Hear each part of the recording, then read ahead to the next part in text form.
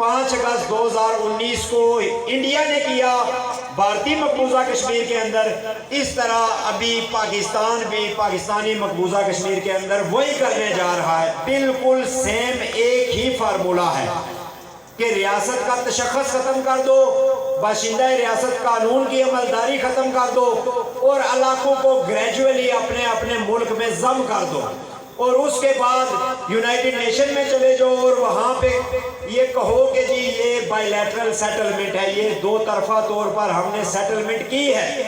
और ये हमारे दोस्तों को पता होना चाहिए कि अक़वाम मुत्तहिदा की पहली करारदाद को छोड़कर जो फाउंडेशन है बाकी सारी करारदादों की,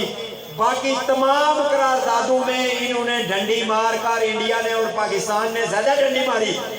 और इन्होंने उस मसले को दो तरफा तनाज़ा बनाया और अक़वाम मुत्तहिदा में बाकायदा से दोनों मुल्क इस पे एग्री हुए कि कश्मीरी जो है वो या इंडिया के साथ रहने का फैसला करें या पाकिस्तान के साथ रहने का फैसला करें, और साथ में ये भी यकीनी बनाया वहाँ पर कि ये एक बायलैटरल इशू है, ये यानी दो तरफा तनाज़ा है, और जो मसले के असल फरीक थे कश्मीरी अवाम, उनको दरमियान में से जो है वो निकाल दिया गया। जो 13 अगस्त 1948 की करारदाद में जो बेसिक पार्टी है, जो प्रिंसिपल पार्टी है, उसको बीच से निकाला। फिर 1972 में शिमला मायदा करके पूरी दुनिया को, अक़वाम मुत्तहिदा को, सिक्योरिटी काउंसिल को ये बताया कि अब हम ये मामला आपस में तय करेंगे और इसके लिए सिक्योरिटी काउंसिल को इंटरवेंशन की ज़रूरत नहीं है, जिसकी बुनियाद पर अगले 40-45 साल तक सिक्योरिटी काउंसिल में ये मसला डिस्कस ही नहीं हो सका, किसी टेबल पे ही नहीं आया। तो आज जो प्लंदरी में हमने जो डिक्लेरेशन किया है, जो रेजोल्यूशन पास की है, उसके मुताबिक मैं आपको एक अजमाली उसका जो है वो खाका ये बता दूं कि हम अक़वाम मुत्तहिदा की जो करारदादें इंडिया और पाकिस्तान ने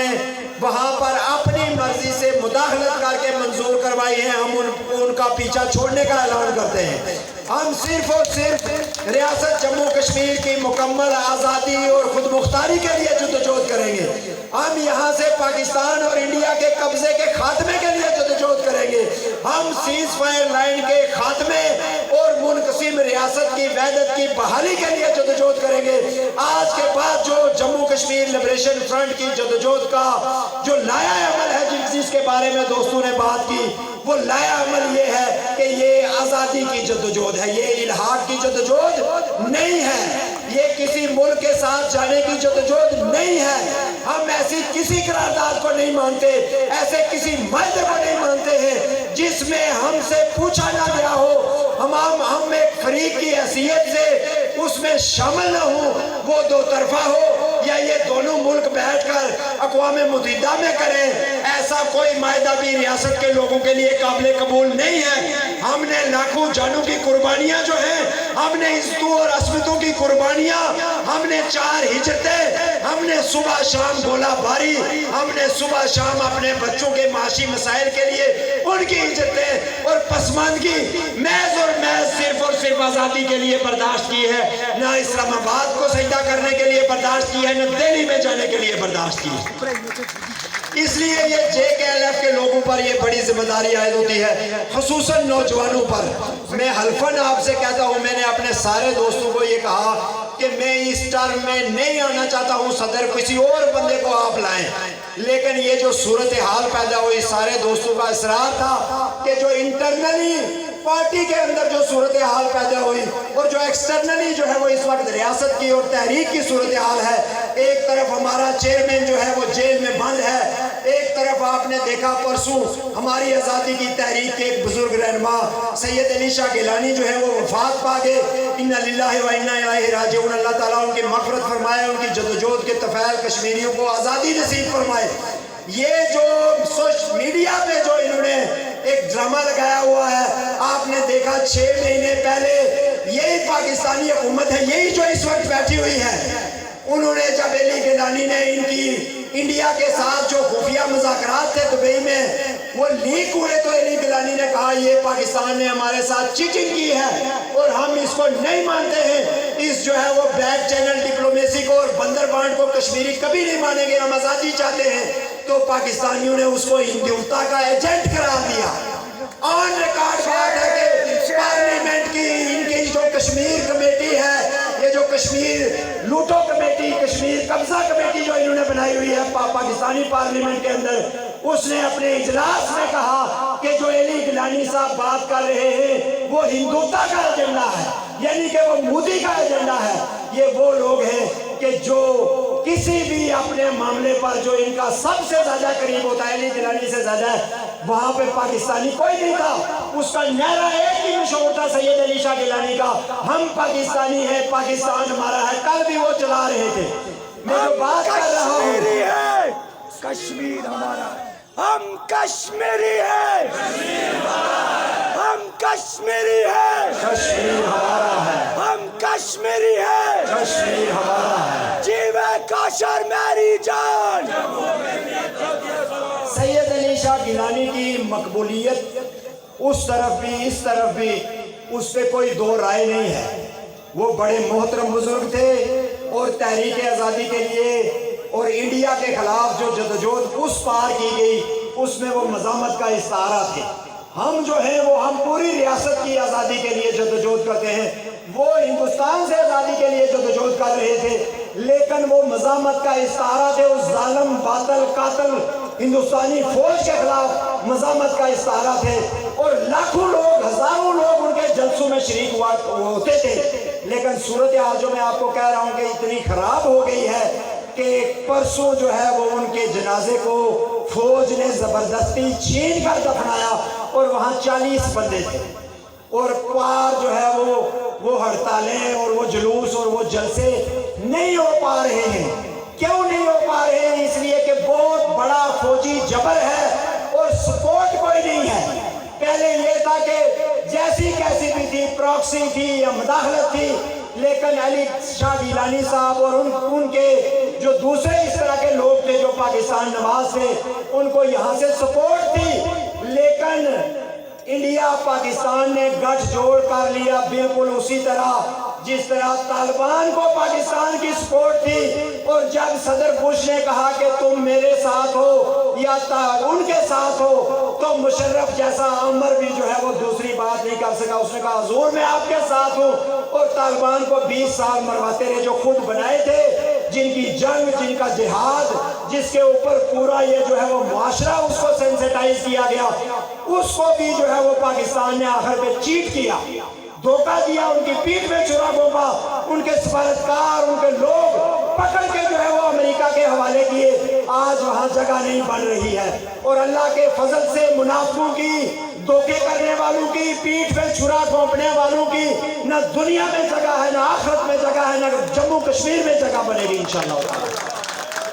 اس لیے آج ہم یہ واضح کرنا چاہتے ہیں ان دونوں ملکوں کے اوپر، مختصراً آخری باتیں کروں گا، کہ پاکستان اور انڈیا کی بہتری اسی میں ہے۔ یہ افغانستان والا منظر جس طرح لیاقت حیات صاحب نے بھی اس کا ذکر کیا، ہم طالبان کے حامی ہیں یا نہیں حامی ہیں یہ بات ہی دوسری ہے، ہم آزادیوں کے حامی ہیں، ہم قبضے کے خلاف ہیں، ہم ظلم کے خلاف ہیں، چاہے وہ مسلمانوں پر ہو، چاہے وہ ہندوؤں پر ہو، چاہے وہ عیسائیوں پر ہو، کسی پر بھی ہو۔ اگر افغانیوں پر اگر پچھلے 40-50 سال کا دور دیکھیں تو ان سے زیادہ بڑا جبر اور ظلم کسی پر نہیں ہوا۔ پورے افغانستان کو کھنڈرات کے ڈھیر میں تبدیل کر دیا گیا، پورے کا پورا عالمی سامراج لاؤ لشکر کے ساتھ، اپنے ایجنٹوں کے ساتھ، اپنی جو ہے وہ اپنی ٹاؤٹ ریاستوں کی مدد سے افغانستان کو بارود کے ڈھیر میں تبدیل کر دیا، راکھ کے ڈھیر میں تبدیل کر دیا، اس کو پہاڑوں سے لے کے آبادیوں تک، بستیوں تک جو ہے آدھا افغانستان ہجرت کر کے بیرون ملک چلا گیا۔ ہم اس قبضے کے خلاف ہیں، ہم اس جبر کے خلاف ہیں، اس ظلم کے خلاف ہیں، ہم افغان عوام کی آزادی کے حامی ہیں، ہم افغانستان کو افغانوں کا ملک سمجھتے ہیں، چاہے وہ پٹھان ہوں، چاہے ازبک ہوں، چاہے تاجک ہوں، چاہے فارسی بان ہوں، چاہے کرسچن ہوں، جو بھی افغانی ہے افغانستان اس کا ملک ہے۔ طالبان نے ہمیں، طالبان کے جو یہ کو ہوا بھی، جو طالبان نے